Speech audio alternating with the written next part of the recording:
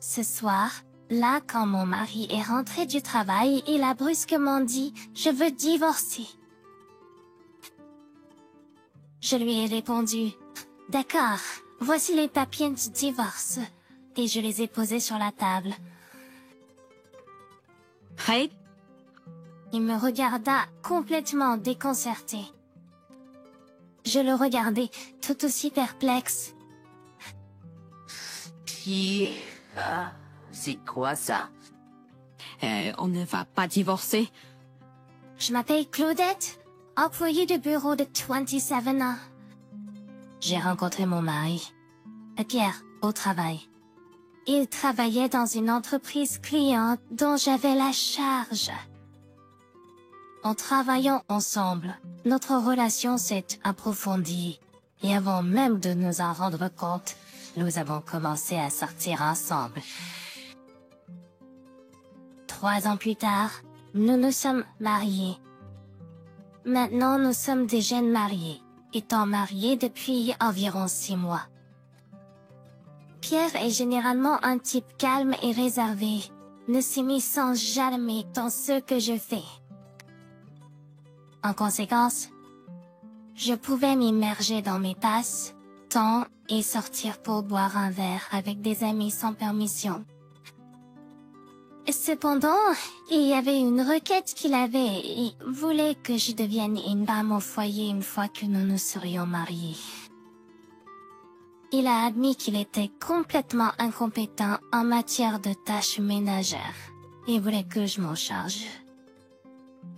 Je n'étais pas particulièrement attachée à mon travail et étais curieuse à l'idée de prendre ma retraite au moment du mariage, alors j'ai accepté sa demande. Depuis lors, j'ai axé tout mon temps sur le fait d'être une femme au foyer à temps plein. Tous les jours, je prépare soigneusement les petits déjeuners, les boîtes à lunch et les dîners, en explorant constamment de nouvelles recettes pour éviter la monotonie. Mon mari était satisfait de ma cuisine, disant souvent « Cela m'aide vraiment tous les jours » et nous avons profité d'une vie conjugale harmonieuse. Mais au milieu de tout cela, il y avait un problème. Au début, ma belle-mère était gentille, mais progressivement, elle a commencé à montrer sa vraie nature et a commencé à me harceler. De plus, elle venait chez nous sans prévenir pendant la journée. Avec mon mari, Pierre, au travail, j'étais le seul à devoir m'occuper d'elle. Elle critiquait tout, disant « Le nettoyage n'est pas fait correctement » ou à propos de ma cuisine « Le goût est trop fade ». Lorsque je lui ai répondu « Pierre est satisfait et reconnaissant », elle a répondu « Il est juste stupéfait ». Il pense qu'il est inutile de dire quoi que ce soit. Vous devriez vous en rendre compte. Une logique étrange. À ses yeux, son fils Pierre ne peut rien faire de mal. Il a toujours été le premier de sa classe et a obtenu son diplôme d'une prestigieuse université publique, ce qui en fait le chouchou de sa mère. Peut-être, c'est pour cela qu'elle est si protectrice. Elle s'arrangeait pour passer nous voir sans prévenir, pour me donner divers ordres, et ne repartait qu'après avoir vu le visage de son fils. Honnêtement, c'est trop. Mais la partie la plus gênante est sa constante pression pour avoir des petits enfants. Elle doit probablement vouloir voir un petit enfant de son fils bien, aimé le plus tôt possible. À chaque fois que nous nous rencontrons, elle me met la pression en me demandant « Quand aurez-vous un petit enfant ?» Quand allez-vous tomber enceinte? Mais honnêtement, je ne peux pas répondre à ses attentes. En fait, mon mari n'aime pas les enfants. Il ne désire pas non plus particulièrement avoir des enfants à lui. Je n'étais pas non plus très enthousiaste à l'idée d'avoir des enfants, alors je me suis accordée sur la vue de mon mari. Mais, constamment poussée par ma belle-mère à avoir des enfants bientôt. J'en ai discuté à contre-cœur avec mon mari. Il semblait agacé, mais il ne pouvait pas rejeter la demande de sa mère, alors il a coopéré à essayer de concevoir. Cependant, malgré nos efforts, nous avons eu du mal à avoir un enfant. Personnellement, je crois que la pression de ma belle-mère était une source de stress, mais elle semblait inconsciente et a continué à me pousser plus fort. Tu dois être défectueuse en tant que femme. Femme stérile? Elle disait, ne pouvant plus le supporter. J'en ai discuté avec mon mari. Il a dit, je suis fatiguée de passer du temps et d'efforts à essayer d'avoir un enfant. Et il a dit à sa mère, nous ne voulons pas d'enfant, alors s'il vous plaît, arrêtez d'interférer. Sa mère a été assez surprise d'entendre de tels mots directement de son fils. Après cela, elle a cessé de venir à notre maison tout court. Elle libérait du stress de ma belle-mère. Je pensais que la paix était enfin arrivée. Mais ensuite, un nouveau problème est survenu. Tout à coup, le comportement de mon mari a commencé à sembler étrange. Il a toujours été calme, mais récemment, il est devenu encore plus silencieux. Lorsque je lui parle, il ne répond plus que par « ouais » ou rien de plus que 2 mots.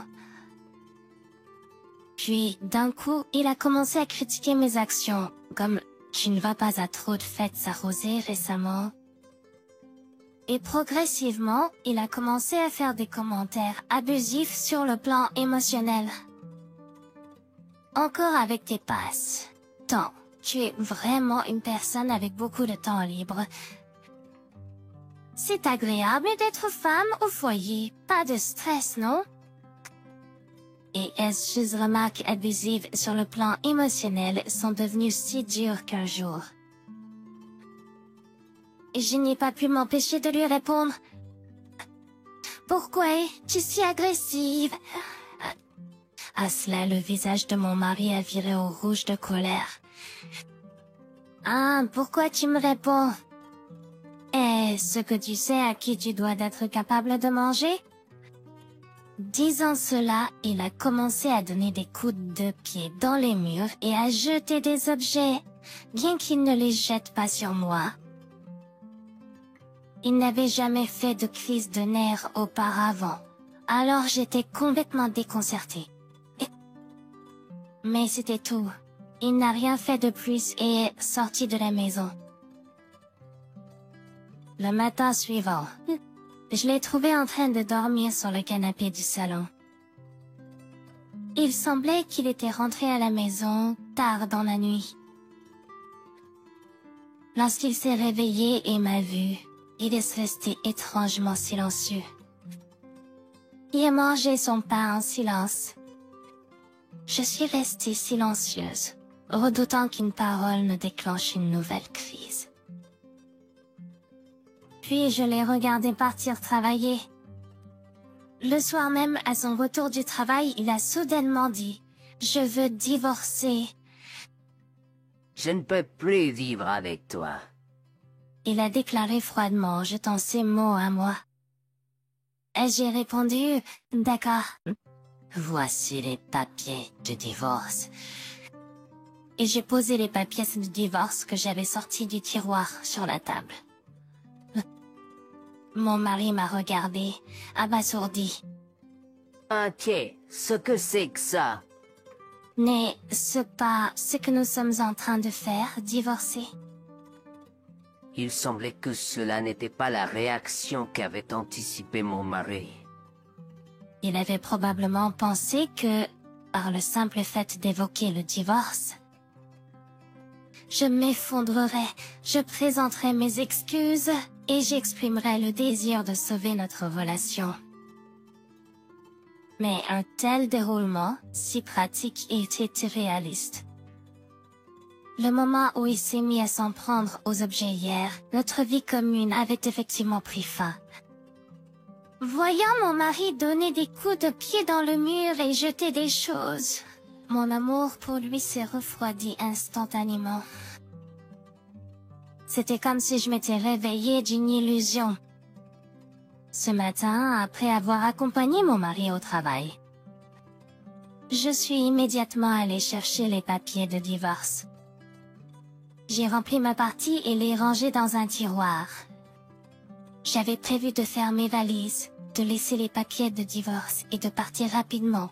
Mais il était pratique que mon mari aborde le divorce en premier. Tu es sérieuse? Tu plaisantais à propos du divorce? Non, bien sûr que non. J'ai délibérément provoqué mon mari.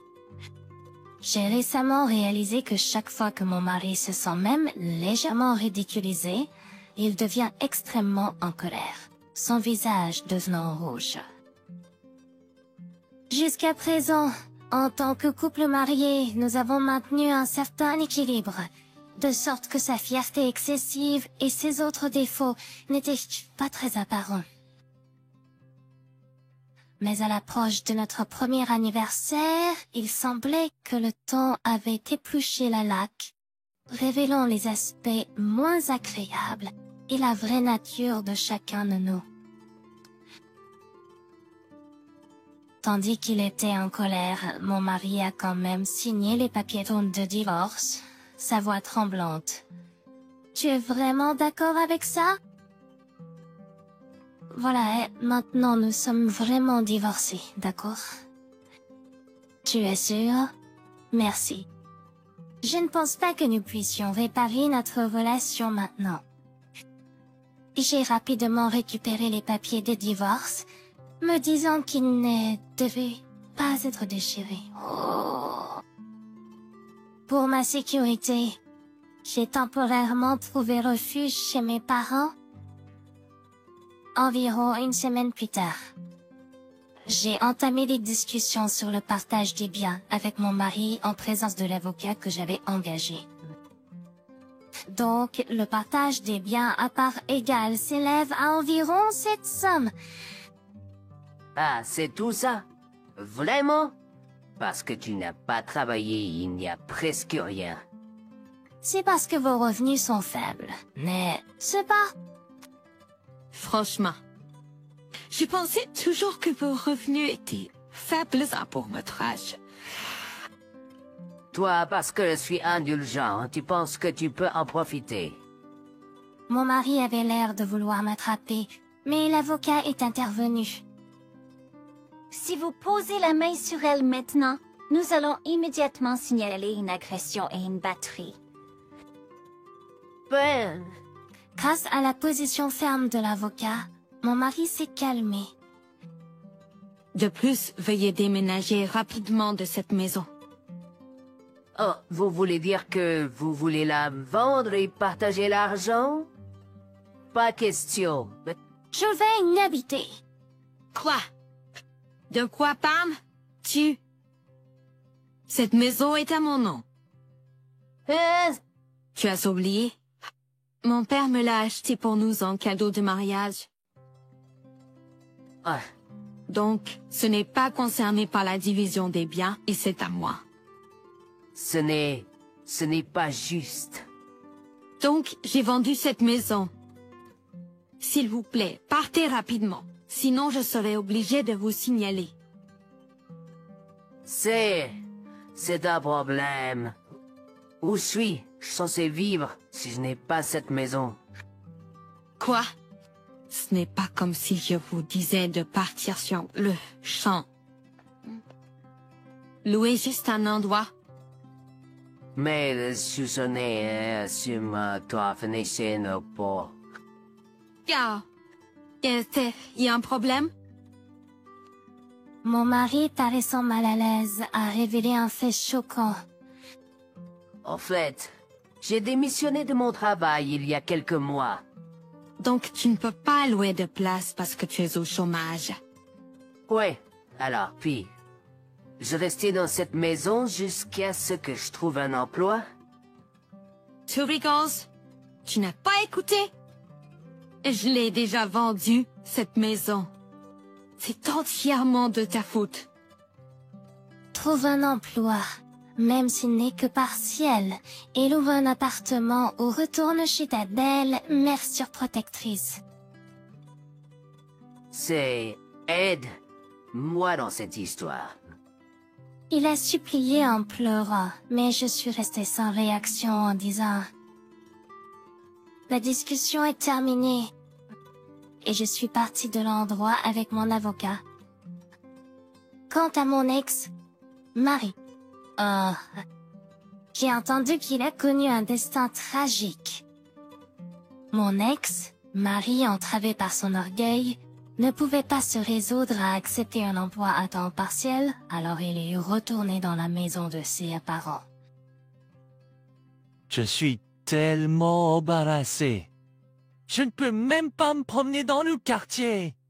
Elle se plaignait constamment. Il a donné un coup de pied dans le mur de la maison, ce qui a conduit son beau-père à s'emporter, à l'exclure et à jeter toutes ses affaires dehors, l'expulsant ainsi de la maison. Mon ex, Marie, ne sachant pas bien interagir socialement et n'ayant pas d'amis proches sur qui compter, s'est retrouvée sans abri et survivait à peine dans un mine de café. Son argent diminuait et il devenait de plus en plus désespéré. Je suis vraiment dans des ennuis et j'ai besoin d'aide, a été. Il suppliait, mais j'ai simplement répondu « ce n'est plus mon affaire » et raccroché. J'ai ensuite bloqué son numéro et pris une ordonnance restrictive contre lui juste pour être en sécurité. Je ne sais pas ce qui est arrivé à mon ex, Marie, après cela, mais son orgueil excessif ne l'a probablement pas mené à une bonne vie. Eh bien, ce n'est plus mon affaire de toute façon. Quant à moi, je suis retournée chez mes parents et j'ai commencé à me concentrer sur mon passe-temps de fabrication de bijoux. J'ai commencé à poster mon travail sur les réseaux sociaux, à participer à des événements pop, et à gagner progressivement en reconnaissance. Bien que ce soit encore un petit début, j'ai commencé à recevoir des commandes. Intéressamment, j'ai rencontré un artisan de chaussures en cuir à l'un de ces événements et nous avons commencé à sortir ensemble. Nous prévoyons de nous marier bientôt. Contrairement à mon ex, Marie, mon nouveau partenaire est joyeux, abordable et authentique. Depuis mon premier mariage raté, j'ai réalisé que la vie consiste à faire ce que vous aimez et à en profiter sans endurer de difficultés inutiles. En avançant, j'espère construire un foyer merveilleux avec mon nouveau partenaire, respectant les rêves de chacun.